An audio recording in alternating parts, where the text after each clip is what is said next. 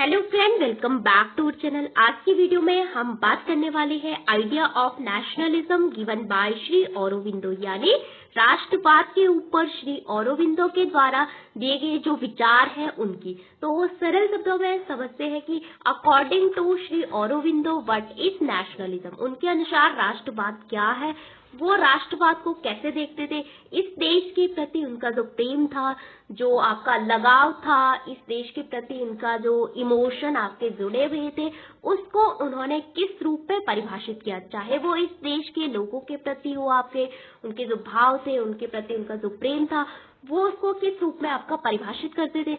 इसके अलावा जानेंगे कि एक साधारण व्यक्ति आपका इंडिया को कैसे देखता है। तो एक साधारण व्यक्ति भारत को जनरली देखता है कि यहाँ आपके बहुत सारी नदियां हैं, बहुत सारे झरने हैं, बहुत सारी झीलें हैं। इसके अलावा उत्तर में आपका विशाल हिमालय पर्वत है और बीच में गंगा यमुना का जो मैदान है। इसके अलावा साउथ में आपके ये है, पूर्व में ऐसा है, पश्चिम में ऐसा है। तो साधारण व्यक्ति का देखने का ऐसा तरीका है। लेकिन उन्होंने भारत को क्या माना, क्या उन्होंने भी एक साधारण दृष्टि से इंडिया को देखा है, या केवल एक भूमि का टुकड़ा यानी अ पीस ऑफ लैंड, भूमि का टुकड़ा, पार्ट उन्होंने माना है या नहीं। उनके क्या विचार थे राष्ट्रवाद के। तो सबसे पहले हम नेशनलिज्म की बात करते हैं। तो सरल शब्दों में अगर हम जाने तो राष्ट्रवाद का मतलब क्या होता है। तो सरल भाषा में अगर हम कहें तो हमारे देश के प्रति जो प्रेम होता है, जो इमोशन इस धरती से हमारा जुड़ा हुआ होता है,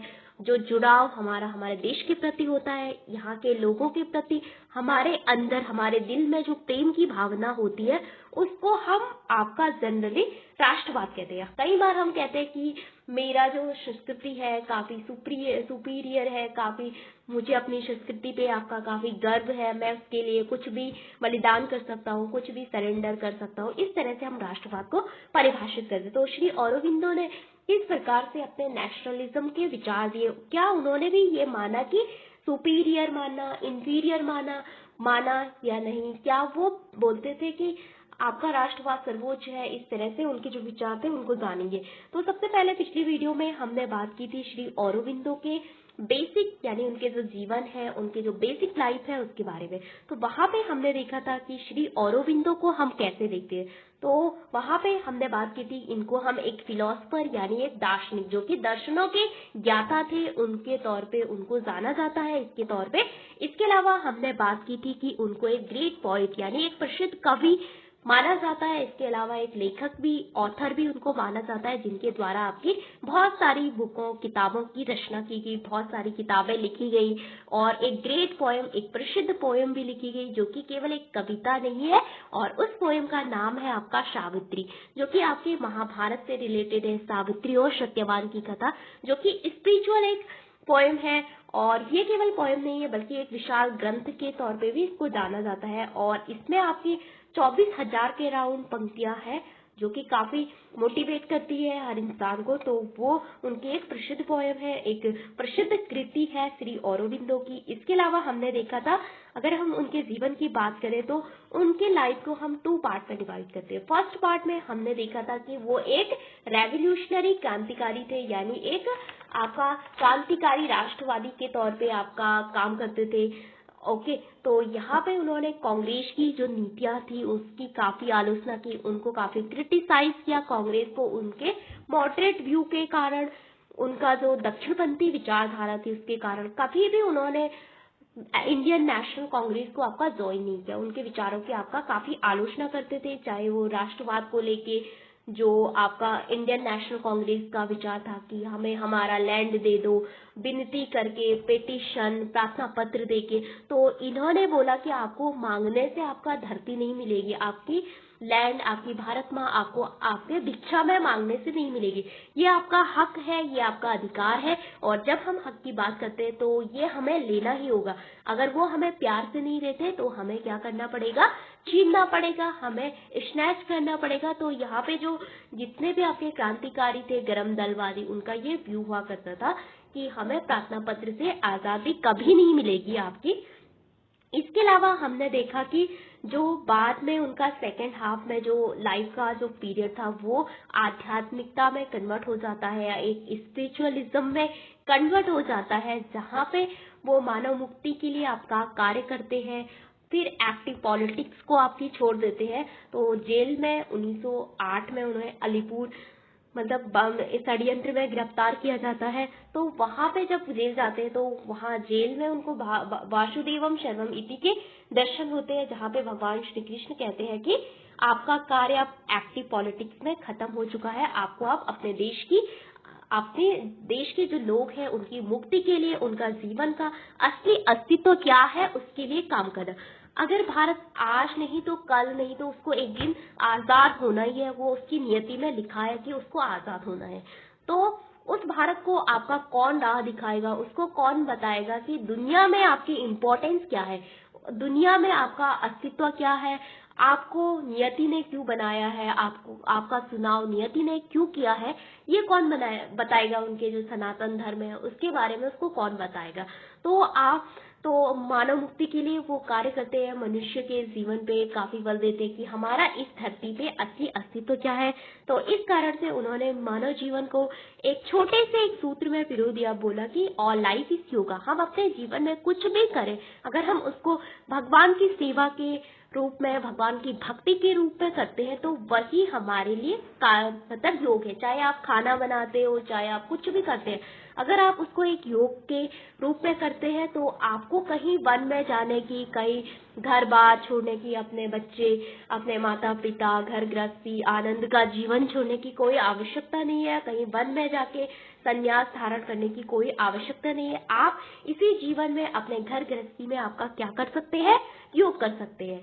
तो श्री अरविंदो ने जो पहले की धारणा थी उससे अलग उनकी जो धारणा थी कि आपको समाज को छोड़ने की कोई आवश्यकता नहीं, घर बार छोड़ने की कोई आवश्यकता नहीं है। अगर अच्छे लोग जीवन से आपका पलायन कर देंगे, जीवन से दूर आपका कहीं वनों में चले जाएंगे, तो समाज को वही बुरे लोग आपके डायरेक्ट कर देंगे, जो कि जिनके अंदर मतलब जो आपके बहुत सारी इच्छाएं हैं, जैसे कि करप्ट है, भ्रष्टाचारी है, उन्हीं के आदर्शों में, उन्हीं के जो विचार है, उसी से आपका जो देश है वो आगे बढ़ेगा। तो इस कारण से उन्होंने कहा कि संन्यास धारण करने की आपको कोई आवश्यकता नहीं है। वो बताते कि आपका हर कार्य आपका क्या है, योग है। आप उसको किस भाव से करते हैं। आप खाना बना रहे हैं, क्या आप भगवान के लिए खाना बना रहे हैं प्रसाद के रूप में? अगर आप खाना बनाते हैं तो वही आपके लिए क्या है, योग है। आप पढ़ते हैं, ऐसा पढ़े कि आप भगवान के लिए पढ़ रहे हैं। इसके अलावा आप सफाई कर रहे हैं तो ऐसी सफाई कीजिए कि आज आपके घर भगवान आ रहे हैं, इस तरह से। तो बोलते हैं कि जीवन योग का हिस्सा नहीं बल्कि जो योग है आपके जीवन का पार्ट है। ओके, तो इस तरह से उन्होंने बोला कि योग आपका एक बड़ा क्षेत्र है, उसी के अंदर एक छोटा सा क्षेत्र आएगा आपका कौन, जीवन। तो एक योगी ऋषि के रूप में श्री अरविंदो को आपका जाना जाता है, एक आध्यात्मिक गुरु के रूप में। इसके अलावा क्या होता है, इसके अलावा हमने उनका जीवन परिचय भी देखा था, जहाँ पे हमने बताया था कि उनके पापा नहीं चाहते थे कि उनपे भारतीय संस्कृति का, भारत की कल्चर का, भारत के धर्म समाज किसी भी तरह का जो प्रभाव है वो श्री अरविंदो पे आपका पड़े। इस कारण से उन्होंने क्या किया, जैसे ही श्री अरविंदो आपके 7 साल के होते हैं, उनको कहाँ भेज दिया, ब्रिटेन भेज दिया, इंग्लैंड भेज दिया। तो जब वो वहां पे जाते हैं तो पहले तो सेंट पॉल स्कूल में, उसके बाद लंदन कॉलेज से अपनी सेकेंडरी एजुकेशन, उसके बाद हायर एजुकेशन, हायर स्टडी जो है कहाँ से करते हैं, आपके कैम्ब्रिज और किंग्स जैसे विश्वविख्यात स्कूलों से, कॉलेजों से। ओके, उसके बाद बहुत सारी आपकी भाषाएं सीखते हैं, बहुत सारे जो पश्चिम का, जो वेस्ट का जो साहित्य है, जो वहाँ पे जो कवि है जैसे मिल्टन, इनकी सबकी पोयम, इनको भी मतलब पढ़ते हैं, उनके कल्चर का अध्ययन करते हैं, वहाँ पे रहते हैं लंबे समय तक, वहाँ को अच्छे से जानते हैं। तो पश्चिम की बहुत सारी भाषाएं भी मतलब आपके सीखते हैं। उसके बाद क्या होता है, आपका आईसीएस की परीक्षा देते हैं 1890 में, लेकिन 2 स्टेप ये पूरी तरह से आपका उत्तीर्ण कर लेते हैं। लेकिन तीसरा स्टेप जो कि आपका इंडियन सिविल सर्विस में उस समय घुड़सवारी की परीक्षा होती थी, तो वहां पे वो जानबूझ के क्या हो जाते हैं, आपके अनुपस्थित हो जाते हैं, जानबूझ के आपके नहीं जाते हैं। बोलते हैं कि मुझे ब्रिटिश सरकार के अंदर कोई जॉब नहीं करनी है, यहाँ पे मुझे कोई नौकरी नहीं करनी है, मुझे तो अपने देश को स्वतंत्र करना है। जिस देश ने मेरे देश पे इतने अत्याचार किए, वहाँ के किसानों का आपका शोषण किया, वहाँ के लोगों का शोषण किया, उस देश को लूटा, उस देश के संसाधनों का सारा इंग्लैंड में लेके आ गए वहाँ पे इस तरह से, तो मैं उस सरकार के अंदर कैसे काम कर सकता हूँ। तो इसलिए उन्होंने इस जॉब से अपने आप को क्या कर दिया, पृथक कर दिया। उसके बाद 1893 में भारत आते हैं और वहाँ पे क्या होता है कि जो बड़ौदा के महाराज थे वो बोलते हैं कि कुछ दिन आप हमारी रियासत में काम कीजिए, हमारी रियासत में अपनी सेवाएं देते। तो वहाँ पे श्री औरोबिंदो जब आते हैं तो वहाँ पे सेवाएं देते हैं। इसके थ्रू वो बहुत सारे भारत की जो कल्चर है, संस्कृति है, उसका अध्ययन करते हैं, वेदों का अध्ययन करते हैं, वेदों, पुराणों, उपनिषदों का अध्ययन करते हैं। बहुत सारे जो भारतीय ग्रंथ हैं, हमारे जो 2 ग्रेट एपिक है, रामायण, महाभारत, इनका अध्ययन करते हैं। इसके अलावा बंगाली जो कल्चर था उसका भी अध्ययन करते हैं, उसको सीखते हैं, उस कल्चर में मतलब रहते हैं, लंबे समय तक उसको सीखते हैं। इसके अलावा बहुत सारी चीजें बाद में लिखते हैं। यहाँ पे संस्कृत में हो गई आपकी, जैसे दुर्गा स्रोत है आपका। इसके अलावा जो जैसे अन्य चीजें हैं वो भी आपके बंगाली में बहुत सारी पोएम लिखते हैं। तो यहाँ पे दोनों चीजें आप उन्होंने सीख ली थी। वेस्ट में रहते हुए उनको वेस्ट का जो दर्शन है वो सब सीख चुके थे। इसके अलावा पूर्व में आते हैं आपका भारत, वेस्ट जो कि यूरोप, अमेरिका, इसको हम वेस्ट में वो करते हैं दुनिया।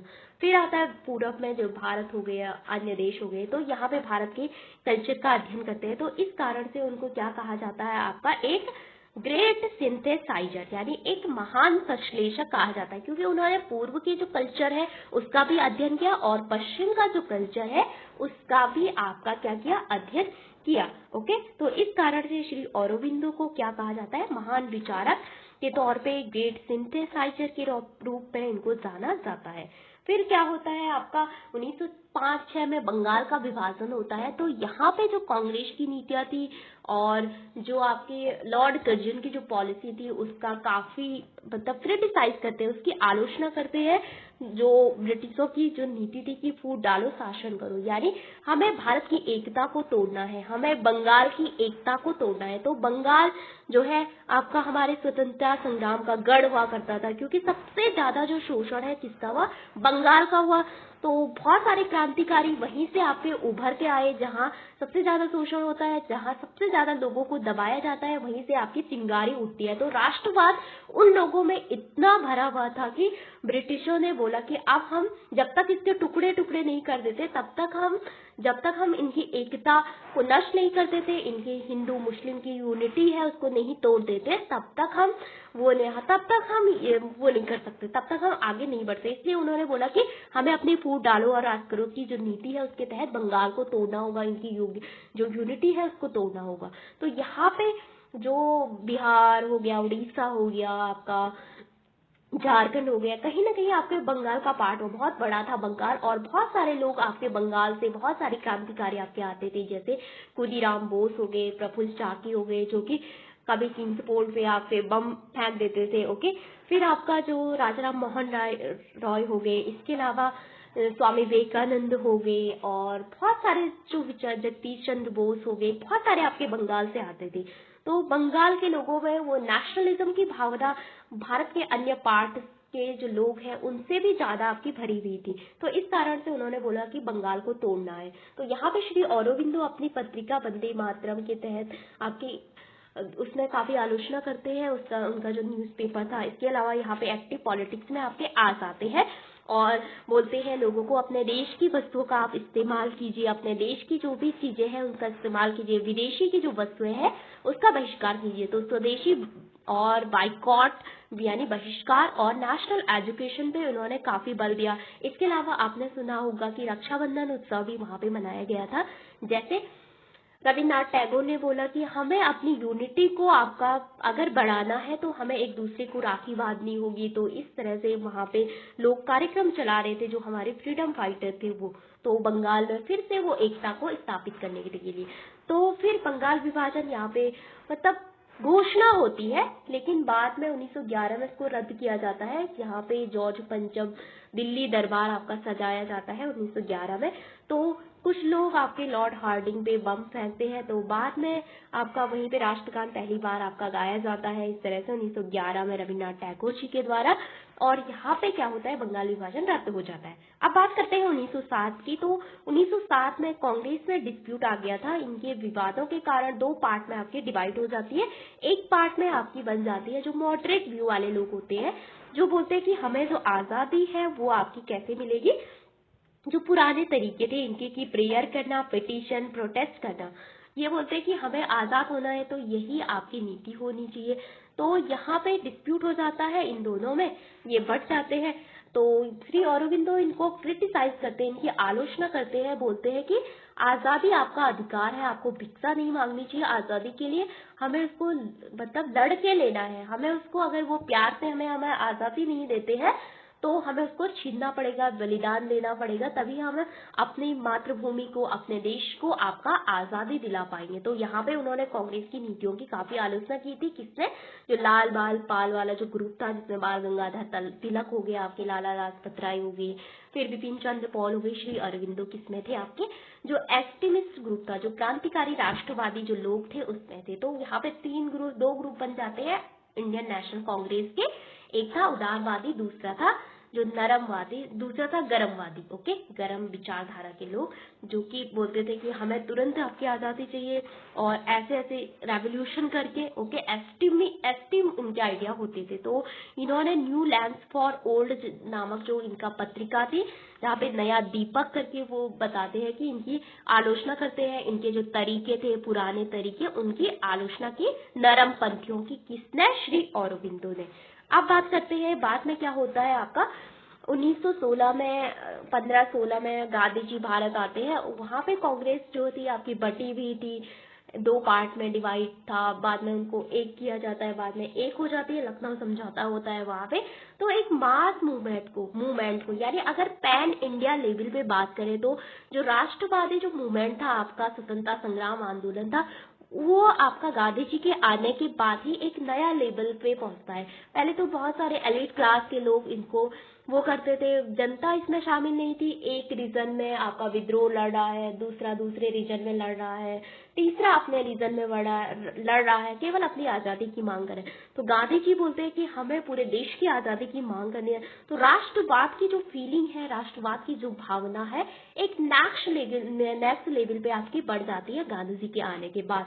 तो इस तरह से आपके बाद में इंडिया की जो राष्ट्रवाद लोगों के अंदर आपका जागता है अपने देश के प्रति। तो इस तरह से इसके अलावा कुछ और चीजें, तो यहाँ पे 1900 कितने तक हो गया आपका, 7 तक हो गया। 8 में बात करते हैं अलीपुर बम षड्यंत्र में क्या हुआ।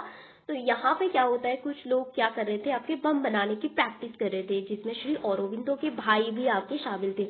तो यहाँ पे जो ब्रिटिश सरकार उनको बहुत पहले से आपका क्या करना चाह रही थी, गिरफ्तार करना चाह रही थी श्री अरबिंदो को। तो उनको अब एक मौका मिल गया कि अब हमें एक सबूत मिल गया है कि हम अब इन पे मुकदमा चला सकते हैं, इनको गिरफ्तार कर सकते हैं, राजद्रोह का केस इन पे डाल सकते हैं। तो इन्होंने वही किया कि संशय के आधार पे इनको गिरफ्तार किया गया। बोला कि आपके भाई तो बम बना रहे थे और आप भी जरूर उसमें थे होंगे। इस तरह से उनको गिरफ्तार किया जाता है 1908 में। ओके, तो वहां पे उनको एक जेल में रखा जाता है, काफी जो अलीपुर जेल हुआ करती थी, जो कि काफी पूरी तरह से बंद थी आपकी काल कोठरी में इनको रखा जाता है। तो वहीं पे श्री अरबिंदो को स्वामी विवेकानंद की वाणी सुनाई देती है। उसके बाद भगवान श्री कृष्ण बोलते हैं कि भारत को आज नहीं तो कल आपका क्या होना चाहिए, स्वतंत्र तो होना ही है, लेकिन उसको मानवता को जो उसकी इम्पोर्टेंस है उसको कौन बताएगा, इसलिए आप क्या कीजिए, उसके मानवता के लिए आप कार्य कीजिए, आगे जाके आप आध्यात्मिकता पे बेस्ड जो काम है, मानव मुक्ति के लिए काम कीजिए। तो ये एक्टिव पॉलिटिक्स का त्याग कर देते हैं कब, 1910 में पूरी तरह से राजनीति छोड़ के कहाँ चले जाते हैं, आपके पांडिचेरी चले जाते हैं, जो कि एक फ्रेंच टेरिटरी थी। ब्रिटिश सरकार जो है इनके पीछे लगी हुई थी, इनको जासूस भेजती रहती थी इनके पीछे, मतलब वहां तक। तो फ्रेंच टेरिटरी जो कि अन्य सरकार के पास उस समय था, फ्रांस के पास था, तो इस कारण से वहां चले जाते हैं। तो इस तरह से आप अब नहीं कर पाती थी। फिर 1926 में 14 में क्या होता है, श्री माँ भारत आते हैं, जो कि आपकी फ्रांस से थी। तो 1914 में आर्य पत्रिका का प्रकाशन भी होता है जहाँ पे मानव पे जो बेस्ड है आइडिया दिए जाते हैं। उसके बाद क्या होता है, श्री माँ मतलब फर्स्ट वर्ल्ड वॉर आपका शुरू हो जाता है। श्री माँ आपकी कहाँ चले जाती है, आपकी फिर पेरिस चली जाती है, फ्रांस चली जाती है, फिर आपकी दोबारा भारत आती है विश्व युद्ध खत्म होने के बाद।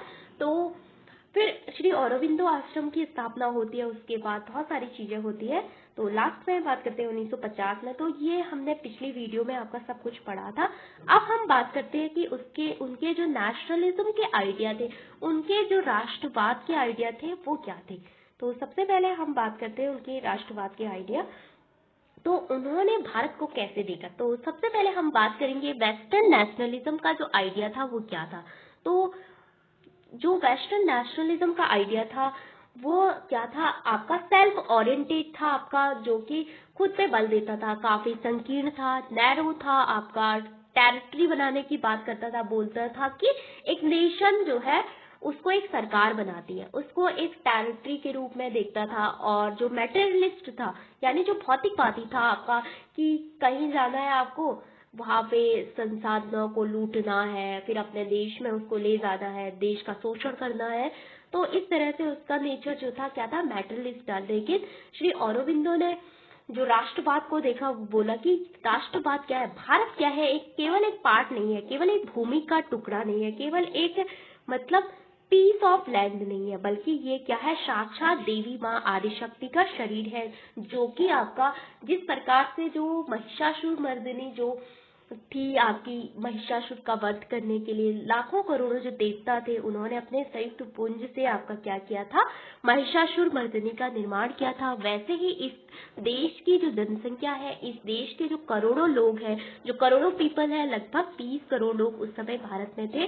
तो इससे बना है आपका क्या, भारत। तो ये कॉमन कल्चर से आपका बना है। भारत एक शक्ति है जो कि लाखों करोड़ों देवताओं की शक्ति से बना है। ओके, तो बोला कि ये एक लिविंग एंटिटी है, ये एक जीती जागती क्या है, मूर्ति, जीती जागती एंटिटी है, जिसमें प्राण है आपके, जिसमें हमारी माँ है वो। तो माँ केवल हमें रूल करने के लिए, हमें इसको केवल इसलिए नहीं जीतना है कि हम इस पे रूल कर सके, हम इस पे शासन चला सके, इसको कंट्रोल कर सके, ये इस कारण से हमें भारत माँ को आपका नहीं जीतना है।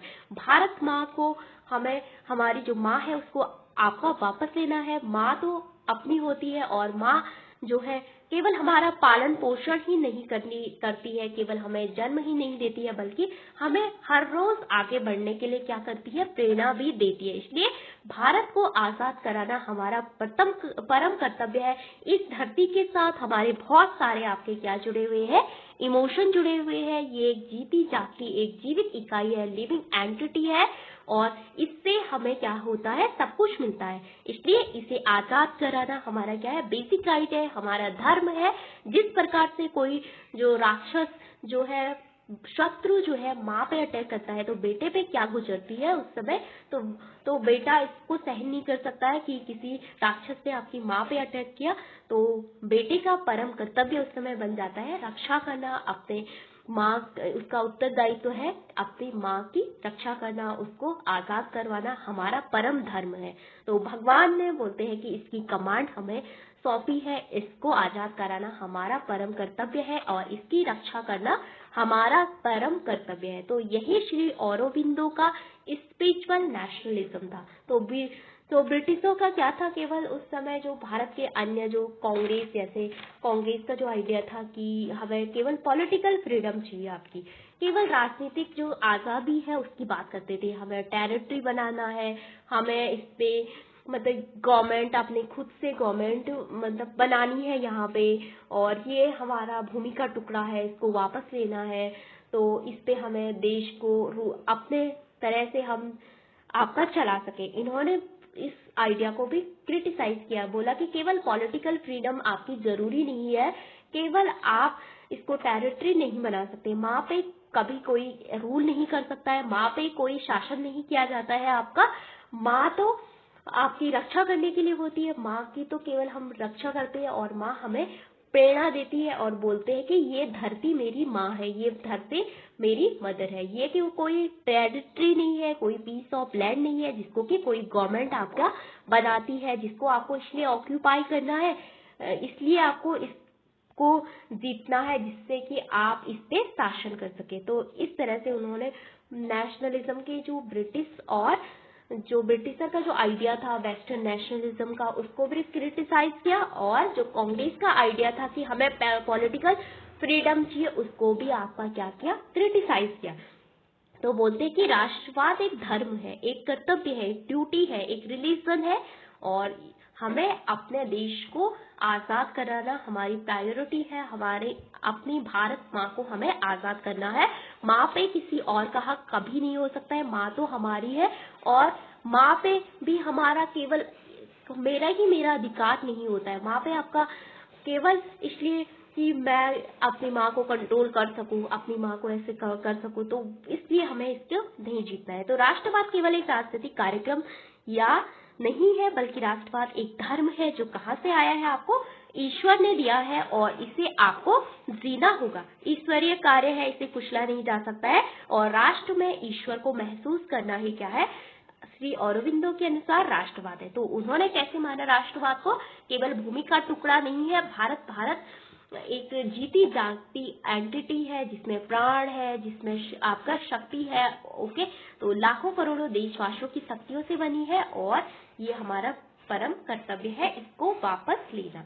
इसके अलावा बात करते हैं श्री अरबिंदो का जो आइडिया था राष्ट्रवाद का किससे प्रभावित था। जैसे हमने देखा कि गांधी जी का जो राष्ट्रवाद था, वो गांधी जी के जो विचार थे उन पे बहुत सारे जो धर्म है, जैन धर्म, बौद्ध धर्म, उनकी माता, इन सब का काफी प्रभाव पड़ा। वैसे ही हमने देखा कि कार्ल मार्क्स पे हीगल का काफी प्रभाव पड़ता है। तो वैसे ही श्री अरबिंदो जो थे, जर्मन दर्शन, वहां पे एक विचारक आते हैं जिनका नाम था आपका क्या, जॉन हैडर और हीगल। इनके आइडिया से काफी इंस्पायर्ड थे और श्री अरविंद। तो ये जो आपका जॉन हर्डर है, उनका नेशनलिज्म क्या था, वो बोलते हैं कि जो राष्ट्रवाद है वो क्या है, एक स्पिरिट है, वो उसको कल्चरल नेशनलिज्म से आपका जोड़ते हैं, सांस्कृतिक राष्ट्रवाद से आपका जोड़ते हैं। तो यहाँ पे उन्होंने इसको डिफरेंस किया है कि एक तो प्राकृतिक होता है, दूसरा आधुनिक जो राष्ट्रवाद है वो क्या होता है। तो पहले इन दोनों में अंतर समझ लेते हैं कि प्राकृतिक क्या होता है।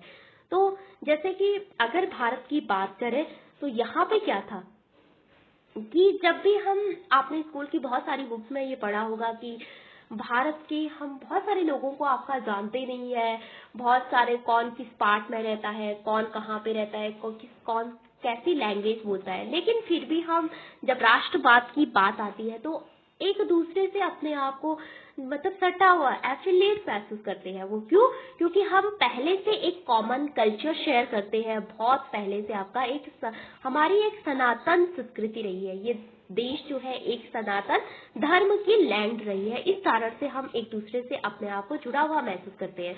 तो इसी वजह से कि कितने भी अगर हम भाषा, इन सब छोटे छोटे चीजों की बात करें तो पहले भी आपका क्या हुआ करता था, भारतवर्ष आपका मॉडर्न स्टेट से पहले भी क्या था, एग्जिस्ट करता था। ओके, जो मॉडर्न स्टेट का जो कॉन्सेप्ट आया कब, वेस्टफेलिया की जो ट्रीटी हुई थी उसके बाद कि नेशन स्टेट आपको बनाने हैं, उससे पहले जो आपका प्रकृति ने पहले से बनाया था। जैसे भारत तो उत्तर में देखो, इधर उत्तर पश्चिम में अफगानिस्तान हो गया, हिमालय होगी, इसके अलावा पूर्व में देखो तो पूर्व इधर दक्षिण पूर्व एशिया, ये नीचे देखो साउथ में कन्याकुमारी, इसके अलावा इधर देखो तो बहुत मतलब ये पहले से ही अखंड भारत आपका भारतवर्ष आपका एग्जिस्ट करता था, जो कि बहुत पहले से था, बहुत पहले से आपका ये एग्जिस्ट करता था कौन, भारतवर्ष। तो ऐसा नहीं था कि ये मतलब ये तेरा है, ये मेरा है, इस तरह से लैंड हम इसको कभी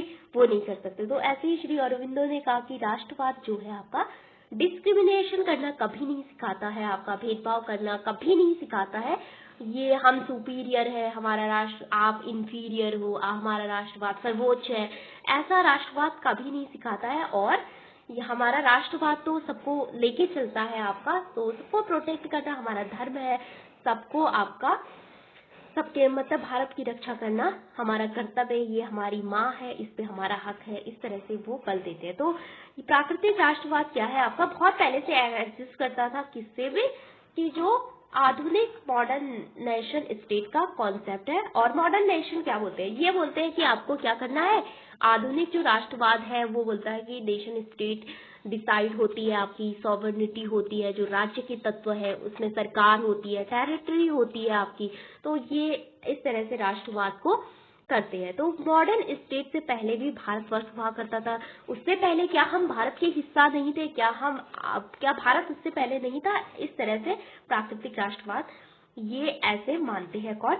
हर्डर। तो टू टाइप्स ऑफ नेशनलिज्म। तो यहाँ पे प्राकृतिक में बात करते हैं कि मॉडर्न स्टेट के ओरिजिन से पहले, पहले आपका भारत एग्जिस्ट करता था। क्या हम तब भारत के हिस्से नहीं थे? हम तब भी भारत के हिस्से थे। और अखंड भारत आपने सुना होगा भारतवर्ष के बारे में। इसलिए और जो दूसरा वाला क्या है, मॉडर्न, जो कि आपका वेस्टफेलिया की ट्रीटी के बाद उसका जन्म मेनली आपका माना जाता है। तो ये इस बारे में बताते हैं कि इंडिया जो है आपका, जो नेशन है वो आपका डिफरेंट है। नेशन एक स्पिरिट है जिसमें जान होती है, जो जीती जागती एंटिटी है। कौन बोलते हैं? श्री अरबिंदो। ये केवल पीस ऑफ लैंड नहीं है, ये तेरा है, ये मेरा है, ऐसा नहीं है, बल्कि ये हमारी माँ है। इस पे किसी माँ पे किसी और का हक कभी नहीं होता है।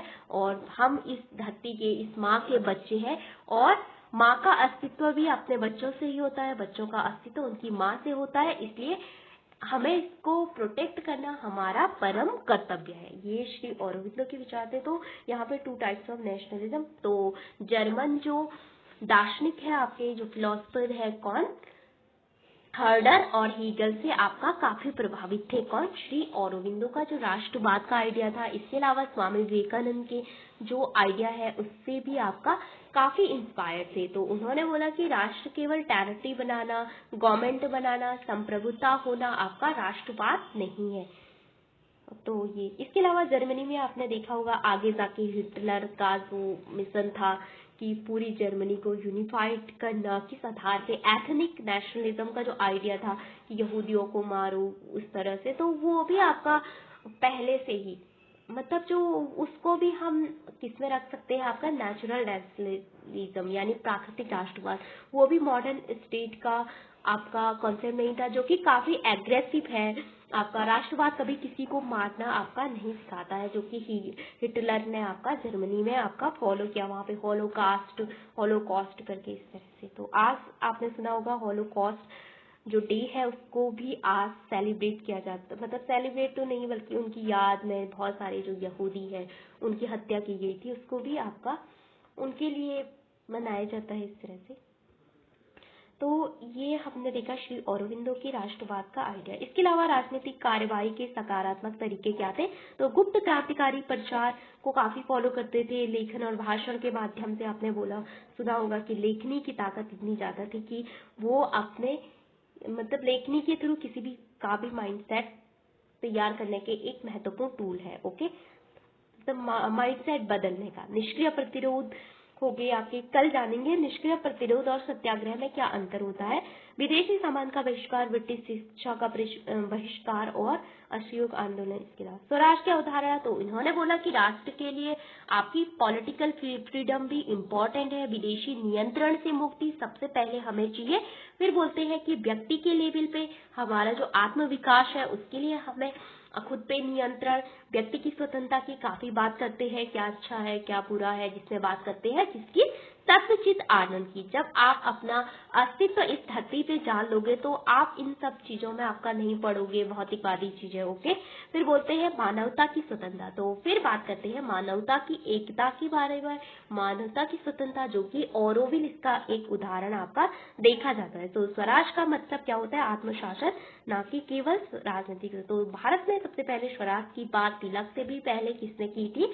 श्री अरबिंदो ने। तो तीन तरफ से, पहले राष्ट्र के लिए स्वतंत्रता इंपॉर्टेंट है, फिर व्यक्ति के लिए, फिर संपूर्ण मानवता के लिए आपकी स्वतंत्रता काफी इंपॉर्टेंट है। राजनीति से योग की तरफ कैसे गए? तो अलीपुर जेल में आपका वासुदेवम सर्वम इति के दर्शन हुए। उसके बाद 1910 में आपका पांडिचेरी चले गए। 1926 में आपकी आश्रम की स्थापना होती है। और प्रमुख रचनाएं कौन कौन सी है? द लाइफ डिवाइन, सावित्री हो गया, द ह्यूमन साइकिल हो गई, द सिंथेसिस ऑफ योगा, ऐसे ऑन द गीता। इसके अलावा वंदे मातरम जो कि न्यूज़पेपर था। इसके अलावा आपका new lamp for old Indu Prakash में आपका प्रकाशित हुआ था। अभिन्न योग क्या है आपका, तो इंटीग्रल योग आपका पूर्ण योग जिसका उद्देश्य है दिव्य धरती पे दिव्य जीवन। वो कैसे होगा, ज्ञान योग के द्वारा। हमें कभी भी किसी का बुरा नहीं सोचना है, मन से भी नहीं। ओके, तो यहाँ पे बात करते हैं ज्ञान योग की। हमें बहुत सारे ज्ञान ग्रहण करता है। इसके अलावा भक्ति योग, भगवान की भक्ति करनी है। ज्ञान वो कर्म योग में आएगा आपका कि किसी के बारे में आपका बुरा नहीं सोचना है। तो ज्ञान योग ज्ञान अर्जित करना है।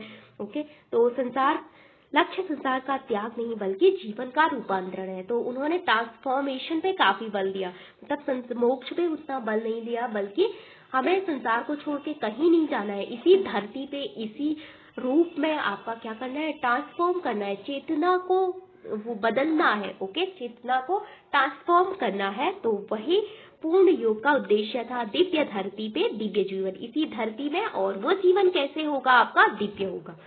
इसके अलावा चेतना का विकास, अगर हम एवोल्यूशन की बात करें तो वो कैसे होता है, तो श्री औरोबिंदो उदाहरण देते हैं कि जब भगवान आपका इस धरती पे आते हैं तो सबसे पहले वो किस रूप में आते हैं। तो सबसे पहले बात करते हैं तो भगवान अगर इस धरती पे यहाँ से सच्चित आनंद से यहाँ से आते हैं तो वो मैटर के फॉर्म में यानी फीटस के फॉर्म में सबसे पहले आपके गर्भ में आते हैं। उसके बाद क्या होता है, धीरे धीरे आपकी प्राण आते हैं यानी चेतना आती है। उसके बाद क्या होती, कॉन्शियसनेस की, कब बच्चे को रोना है, कब क्या करना है, कब भूख लगनी है, कॉन्शियसनेस चेतना आती है। उसके बाद माइंड, जहाँ पे हम ये डिसाइड कर सकते हैं कि मेरा इस धरती पे क्या अस्तित्व है, मैं इस धरती पे क्यों आया हूँ, क्या मेरा उद्देश्य सिर्फ आपका मेटेरियलिस्ट चीजें हैं, क्या मेरे पास आपका बड़ा घर होना चाहिए, बड़ी गाड़ी होनी चाहिए, ये होना चाहिए वो। तो यहाँ पे हम ये तीन आपके क्या हो गए, लोअर सेल्फ इनका उनको कहा जाता है, जो कि नीचे के हैं। लेकिन यहाँ से आपका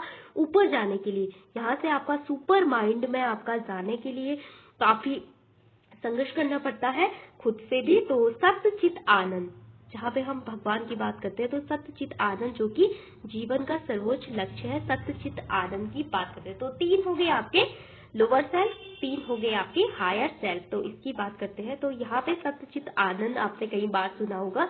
तो इसका उद्देश्य क्या है, सत्य मतलब आपकी जो चेतना है, आपका शुद्ध अस्तित्व है, उसमें आनंद, चित्त में शक्ति, चेतना शक्ति आपकी डेवलप हो गई है, और आनंद में परम सुख, जब आपको सब कुछ पता है कि असली उद्देश्य इस धरती पे क्या है मेरे जीवन का, आप इधर उधर की चीजों में नहीं भटकेंगे इस तरह से। तो ये है आपका सच्चित आनंद।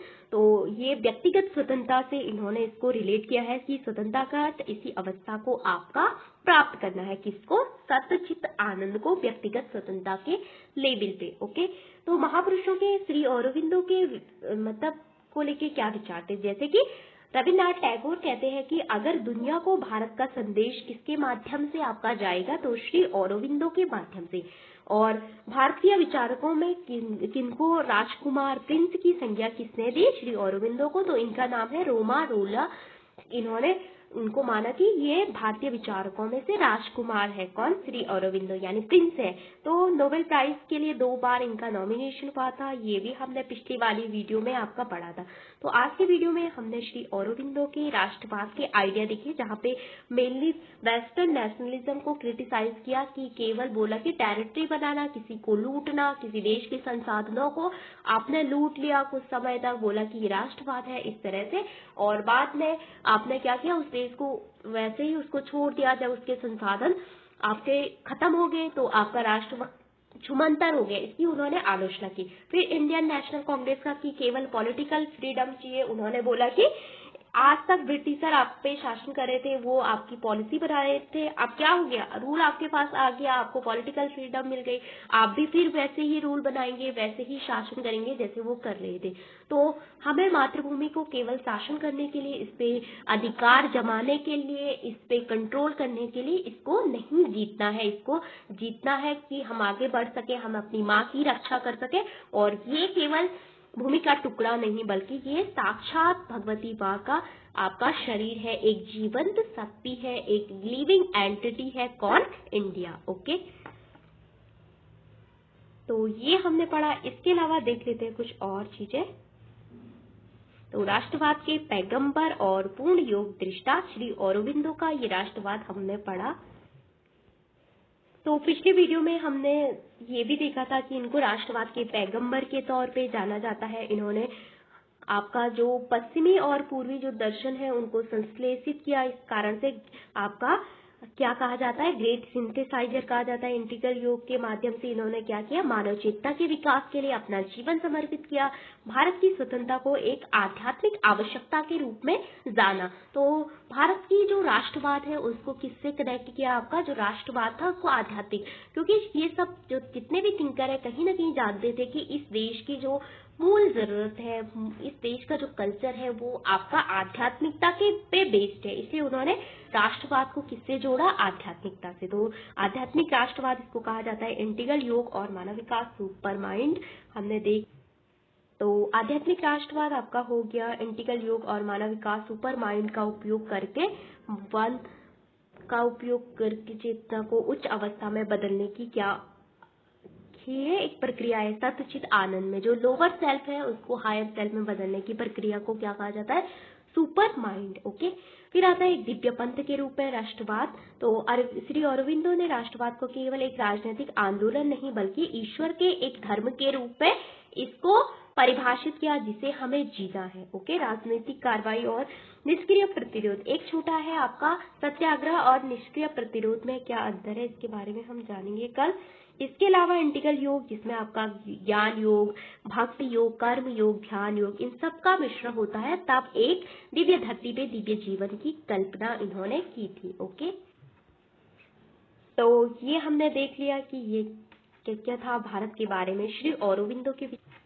इसके अलावा हमने श्री औरोबिंदो का जीवन परिचय परसों भी देखा था, तो आज भी थोड़ा बहुत इनका जीवन परिचय देखा है और इनकी इम्पोर्टेंट बुक्स क्या क्या थी ये भी हमने सब कुछ देख लिया था परसों की वीडियो में। अगर श्री अरविंदो की कुछ इम्पोर्टेंट आइडिया की बात करें तो इंटीग्रल योगा का आइडिया इनका इम्पोर्टेंट है। इसके अलावा एवोल्यूशन ऑफ कॉन्शियसनेस यानी चेतना का विकास कैसे होता है, मैटर से लाइफ में, लाइफ से माइंड में, फिर सुपर माइंड से आपका जो 20 की जो आपका एक रेखा है वहां से सच्चित आनंद में, ये कैसे होता है। इसके अलावा इंटीग्रल योगा जिसका उद्देश्य था divine life on earth, inner transformation यानी आपकी चेतना को परिवर्तित करना। सुपर माइंड डिवाइन कॉन्शियसनेस जो कि ब्रिज है आपका किसके बीच, भगवान और मनुष्य के बीच।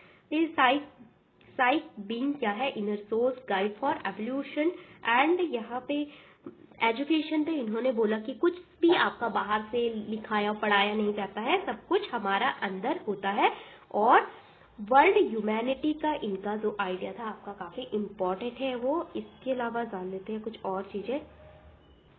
तो लास्ट में मानव एकता को सिद्ध करने के लिए श्री मान ने किसकी स्थापना की थी, ऑरोविल की, कब, 1968 में। तो काफी इम्पोर्टेंट है ये। तो यहाँ पे जो पूरी दुनिया है एक परिवार की तरह आपकी रहती है, जहाँ पे कोई भी इसलिए नहीं जीता है कि उसको प्रतिष्ठा पाना है, उसको सम्मान पाना है, उसका ये पद है वो पद है। तो पूरी दुनिया एक परिवार की तरह आपका रहती है। तो उसको मानव एकता को सिद्ध करने के लिए ये एक इनके द्वारा बनाया गया था, श्री माँ के द्वारा, बाद में 1968 में। तो जिसे हम हिंदू धर्म कहते हैं वह वास्तव में सनातन धर्म है, क्योंकि इसका अर्थ होता है सभी को गले लगाना। जो कौन इसकी बात कौन भी करते हैं, आपके स्वामी विवेकानंद भी करते हैं। कहाँ पे, शिकागो में, जब वो बोलते हैं कि मैं उस देश से आया हूँ जिसने पूरी दुनिया के जो सभी धर्म है, जो शरणार्थी है, उनको आपकी क्या की है, शरण दी है, उन शरणार्थियों को शरण दी है, इस तरह से। तो ये आपका सेम इनका जो आइडिया है। तो आधुनिक विश्व को भारत का योगदान आध्यात्मिक राष्ट्रवाद, छिपी हुई प्रकृति की गुप्त भगवान है। तो ये आपका लास्ट हो गया। Thank you for watching this video.